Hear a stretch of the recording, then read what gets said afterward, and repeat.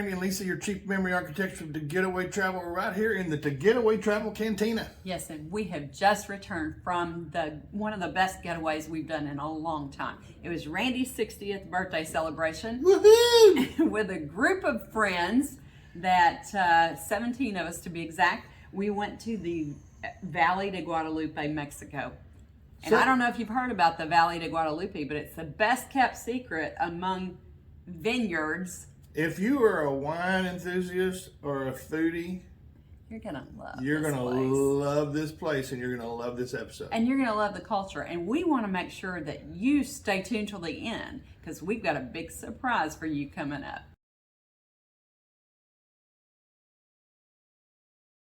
On day one of our trip, it all started at George Bush Airport. Yeah, we met all of our friends there because everybody was coming from Houston. We had a big breakfast. Had a great breakfast.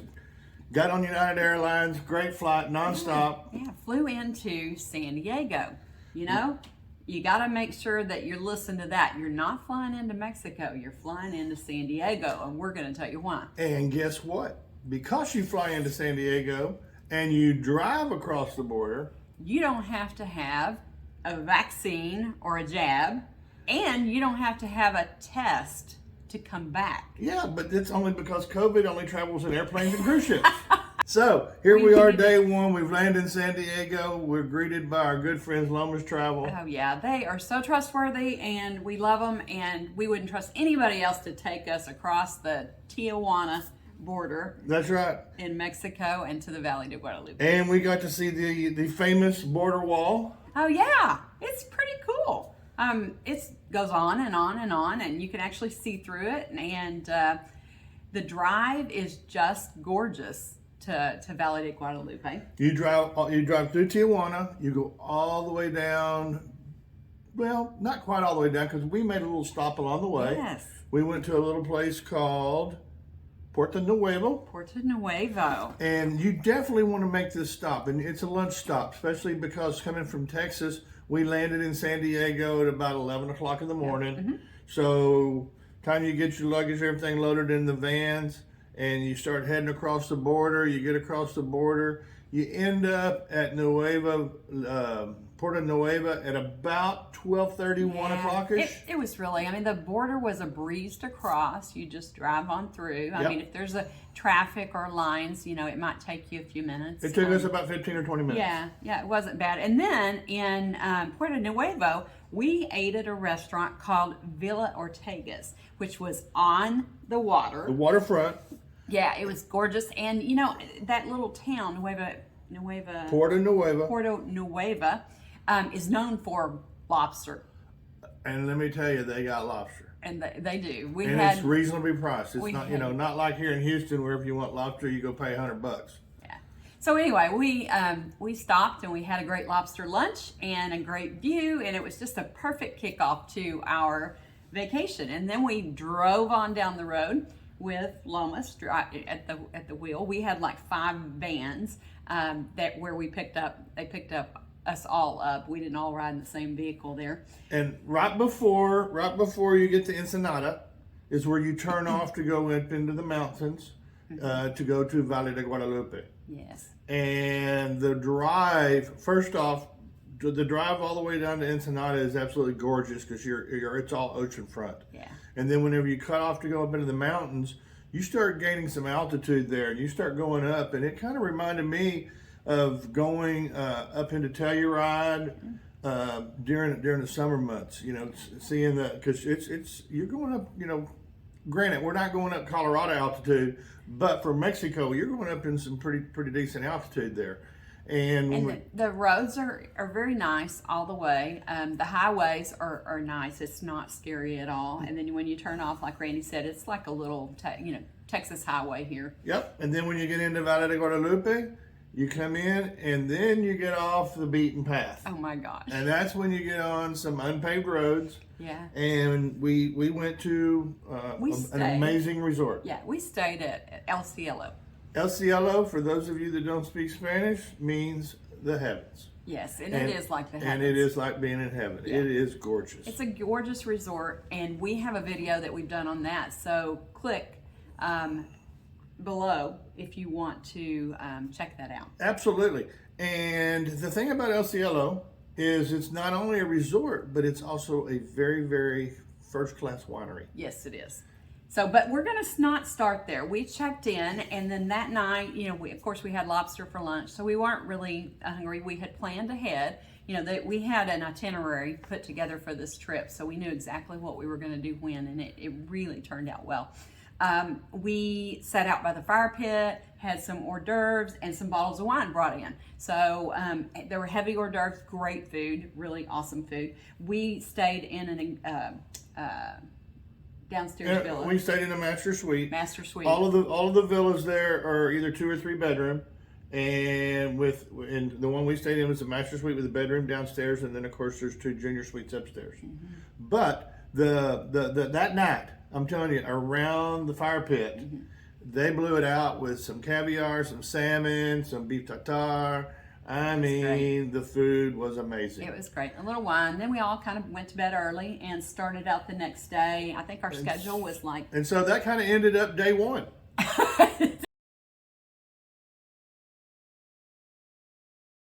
So here we are, day 2. Yes. Oh my gosh. It was so fun. And day 2 started out with a little breakfast at El Cielo. Yes. At latitude 32. 32, yeah. And we walked from our room. Now you can call the front desk, and they'll come and pick you up and take you to the restaurant. Right. But we walked, mm-hmm. and it's about a 10 to 12 minute walk. Yeah. And, but it's super nice. The weather is beautiful. The weather was beautiful, yes. But the breakfast was good, mm-hmm. and then we loaded up into our Sprinter.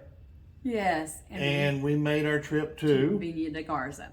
And Viña de Garza is a winery that is just, it's kind of up on a hill. Yep. And it's got lots of, really lush plants and like bougainvillea and stuff. Really, really quaint place to sit out on the patio and have some wine. I wouldn't say it was the best tasting we did.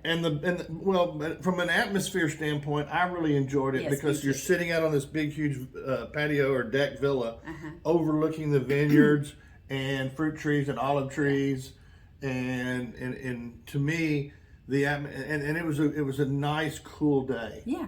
Yeah. And so the atmosphere was perfect. It really was. We then jumped back in a Sprinter. And we do.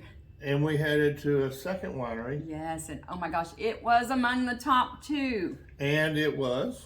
Tres Mujeres. Tres Mujeres. Tres Mujeres is a place that was started by 3 women. Right. Obviously. Tres Mujeres. Mujeres means lady. Yeah. And one of those women hosted us. Yvette. Yes. She's super, super sweet. I mean, just one of the kindest souls I've ever met. And her dogs, they hosted us. And the fact that she lived there for it was like 30, 40 years. Yeah. It was. So yeah, and her house is right there. This is not some big vineyard. Her house is right there, and she has a couple of wine cellars. Caves. One of them is a very small one, and there's lots of history in there. And we'll put in some links to some videos about Tres Mujeres so you can find out more. But it's definitely among the top. It's a go-to. It's definitely a go-to. And then they had lunch for us outside, and they had a chef that cooked for us, and we sat out under the trees, and she kicked it off perfectly with a beautiful white wine, mm-hmm. and some oysters, and then we went into tasting her wines with the other 2 courses for lunch. Right, and she told us all kinds of stories. So it was among the top things at this during this whole excursion. Yeah. So. And then from there we went back to El Cielo. Yes, we did, because it was birthday boy's birthday party. And we had a blowout dinner that was really, really good, and which featured 3 of El Cielo's top wines. Yes. And it was a fun evening. We had a private room, and they had decorated, and they just did some surprises along the way, and the food was amazing. I ordered, and several of us ordered, a hamburger believe it or not. There were all kinds of steaks on the menu, but we ordered a hamburger. And it was probably one of the best hamburgers I've ever had in my life. It was so good. It was black and blue. The food was amazing. The service was good. The wines were perfect. And the restaurant was the Baja Estrella, Yes. which is above Latitude 32 restaurant. Yes, and it's just for private events, I believe. Yeah. Yeah. Yeah. But, so that kind of ends day 2. Yeah. So stay tuned. We'll be right back with day 3.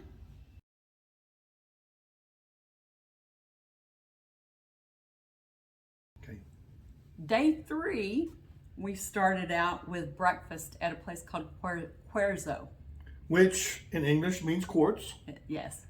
It's new. It It's only been open a few months, but boy, did they really blow it out for us. They seated us outside to where we had a view of, there's a lot of random rocks in the deserty land around It's like, Valley de where did they Guadalupe. come Yeah, from? It's yeah, like they're big stones. big, huge boulders. And boulders, yeah. So we had a view of those, and it was really cool. There were chipmunks or something like that out there running around.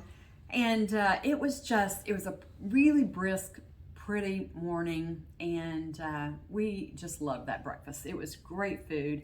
They, The 3 things that stood out for me Yeah. about that morning.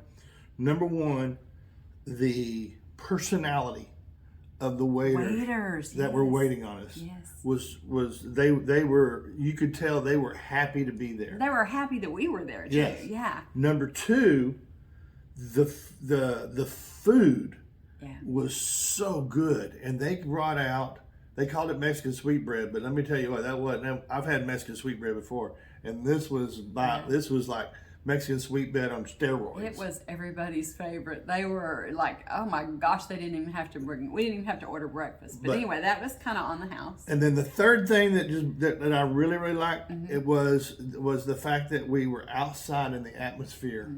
It was cool. Yeah, and you could hear really well. And we had 2 tables. Most of the places won't allow you to seat more than 10 at one table. So we had 2 tables, most places we went. Yeah. And the reason for that is that's not normal. That's just COVID protocols right now. right. Yeah, it was great food. Everybody loved it. Highly And recommend yes, Quarzo. highly recommend it. So, And from there, we went to, you got to start off with a little bit of food in your belly before you go start hitting the wineries. And we went to Las Nubes. Las Nubes. And Las Nubes was up on top of a really big hill, had a gorgeous view of the valley. You want to make sure that that when you plan this one, it's not a really cold day, because it was very chilly and windy. They had a beautiful patio, but we ended up sitting inside because we were all pretty cold. Right, but still, the inside was glassed in, Yes. and you could still see out. Yes. And there was a fireplace, and so those that were cold cuddled around the fireplace. Right. Those of us that were not cold, we sat and enjoyed the beautiful view. Yeah. Yeah, so, and the wines were great. The staff was great there. We really loved that one. Gave that one a big thumbs up. Extremely informative staff. The tasting was done very well. And then we went to Domecq. Which we had been to before. Yes, and it was just as good as it was the last time. Yes. They have just all kinds of wine history. It's the oldest winery in the valley. Yeah. Yeah. Yeah, they have all kinds of wine history and all kinds of old things, the old ways that they made wine, old tools that they used, and then they have this really cool tour that you go through caves, Right. kind of, right?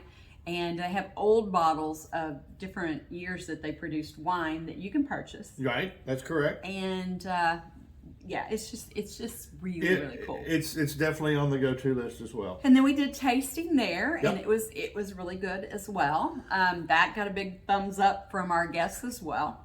And then we jumped back into our Sprinter and made our way back up some of the mountains. Yeah. And we went to a hidden gem, and it was called Adobe Oh.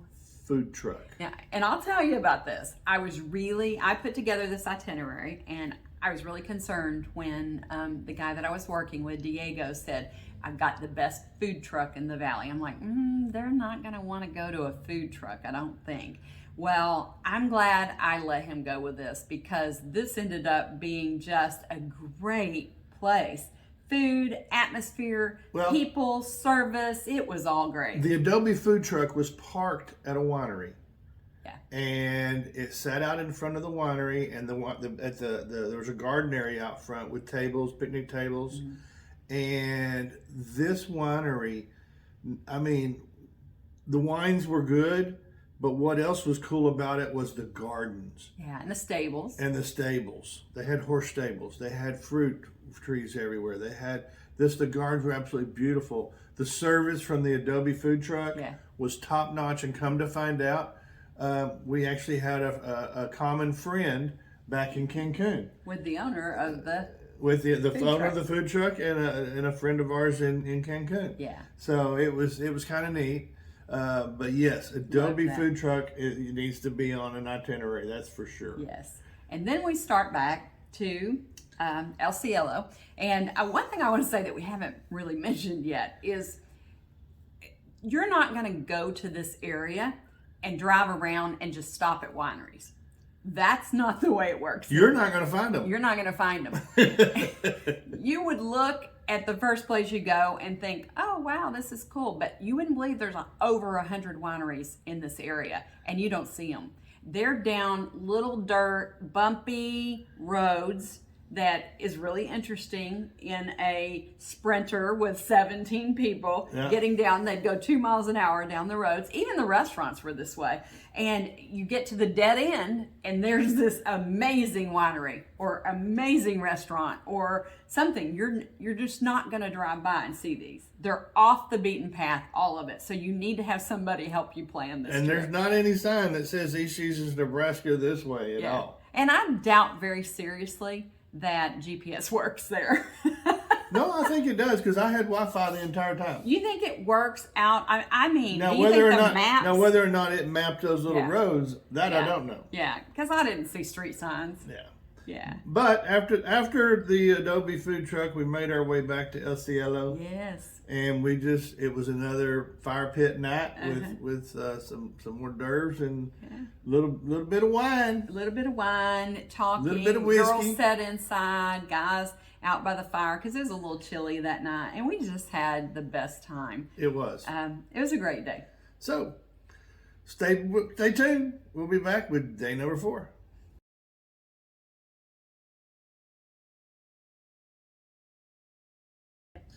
So here we are, day number 4. We wake up, leave about 8 o'clock in the morning, because you've got to get to this place early. Yeah. Because if you don't, you won't be able to get in. This is Donna Estela La Cocina. Let me see. I really butchered that name in our other video. No, that's not the right name. All right. La Cocina de Donna Estela. La Cocina de Donna Estela. And this is rated the #1 breakfast anywhere. Rick Bayless, Chef Anywhere, Rick Bayless, like in the world, or okay. This is not me. This is the It American was really Culinary good, Institute. but I'm not sure about that. The thing about it is, it was great. Actually. The fact that it's phenomenal. It's in the middle of nowhere. Yeah, and Rick Bayless. And Chef Rick Bayless loves this place. He's a chef out of Chicago and very, very well-known chef. Travels all over Mexico. Matter of fact, we've tagged his videos down below in the description. So if you want to check that out, check out what he's got to say about it. Because don't take our word for it. You can take a full-fledged, top-notch. I'm not sure if he's Michelin, but I'm sure he's James Beard. But I don't know. But Rick Bayless is phenomenal.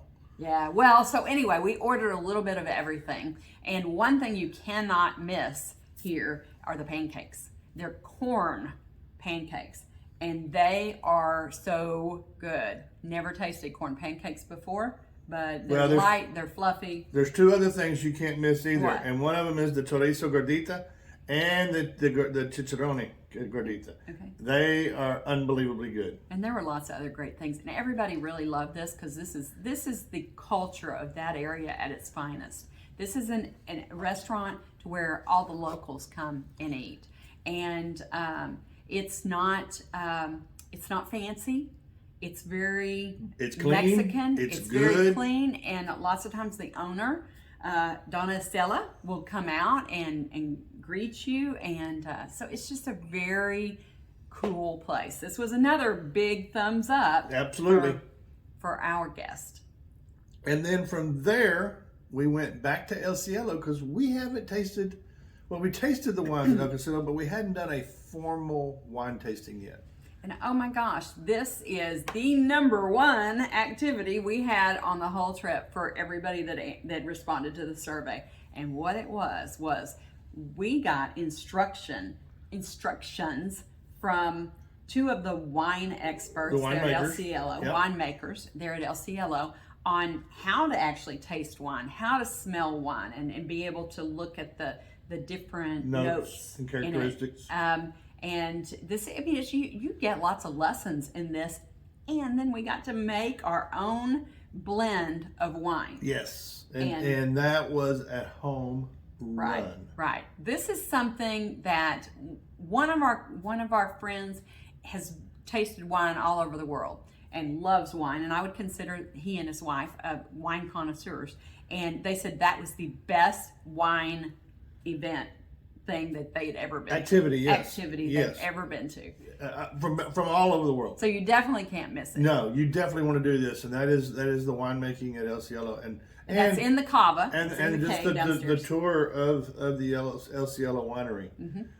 It is one of the most unique wineries, period. Yeah. Especially in the Valle de Guadalupe. Yeah, it's beautiful. And then we blew it out. Yeah, we went outside. We sat on the patio, which is really nice, really quaint, just beautiful area that sits in the middle of the vineyard. And there's peacocks running around, not running, but moving around. So everybody was intrigued by that. We ordered some charcuterie and had some wine and several bottles of wine. Yeah. And just kind of made an enjoyable afternoon out of it. Yeah, it was really great. Everybody loved just chilling, just being able to relax and chill and talk about the things we'd seen and, you know, what we'll do on our next trip. And then we all kind of, some of us went and took naps. Some of us went and sat by the fire pit and had a glass or two of whiskey and got ready for then our we loaded dinner. up in that Sprinter again, and we went to one of the best farm-to-table restaurants in the area.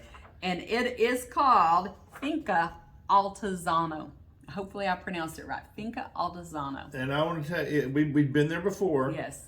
And the first time we was there, the meal was amazing, and the second time it was as good as or better. Yeah, it's a beautiful atmosphere. It was a little chilly that night, and their propane was out on their heaters, but we were not very uncomfortable, really. We were just enjoying the great food and the atmosphere and a glass of whiskey to kind of warm you up a little bit. I didn't have anyway. The road. Yeah. One thing we missed that we did that day, and it was not on the itinerary. Some of the ladies wanted to go shop. And so we went into the little town of Valle de Guadalupe and the downtown. And Hold on 1 second. Let me interject here. We definitely made one shop owner's day. We did. Now you can continue. Well, we had asked the driver, who didn't speak much English, to take one of the guys who speaks Spanish, asked him to take us to the market. Well, he was thinking more of a market where people sell their crafts. We ended up at the grocery store. We were like, no, this is not where we're going to go. Well, I had seen a boutique down the road, and so I just said, take us back to that boutique. We went to this boutique and unloaded 17 people on this small boutique, and we were probably hour and a half. And we bought hats, we bought jewelry, we bought, I can't even remember what else, but hats. Hats were a big thing for our group. Well, I noticed as we were walking out the door, they put the closed due to no inventory on the door. Not really. They had plenty left. But it was a great little boutique. So if you're in the Valle de Guadalupe, you want to make sure and check out this little boutique that's like on the main street of Valle de Guadalupe. It's right across the street from the clinic, so you can't miss it. Okay. Yeah. So stay tuned. We'll come back and we'll tell you all about our adventure coming back across the border.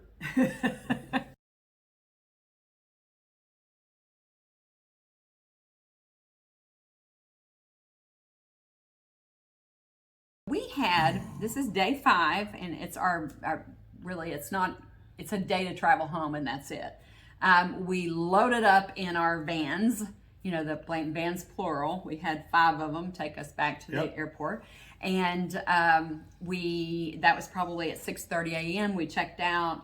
Our plane didn't leave till 1, but they want to make sure that you have enough time to get across the border because they never know really what the traffic's going to be like going across the border. One day it can take 5 minutes, one day it can take 3 hours. The last time we were there, we had no wait at all. This time we had about an hour and a half. Yeah.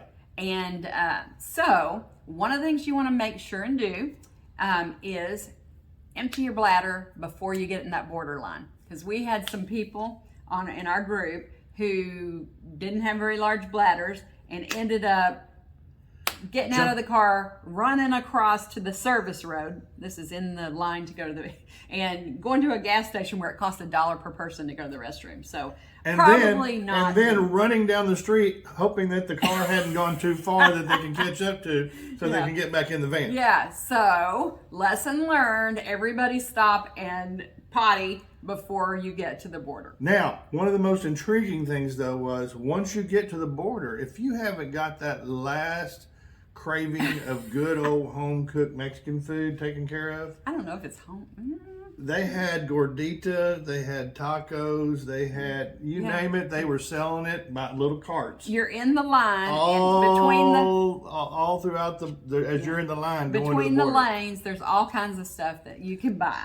And so you can get that last minute craving taken care of. Yeah, and then we drive up, and the guy asked for our passports, and he asked the driver. Driver gives him the passports, and then he opens our door, and he says, Lisa, Randy, name. Whoever and we all raised our hands, and he said, okay, thank you, and we went on.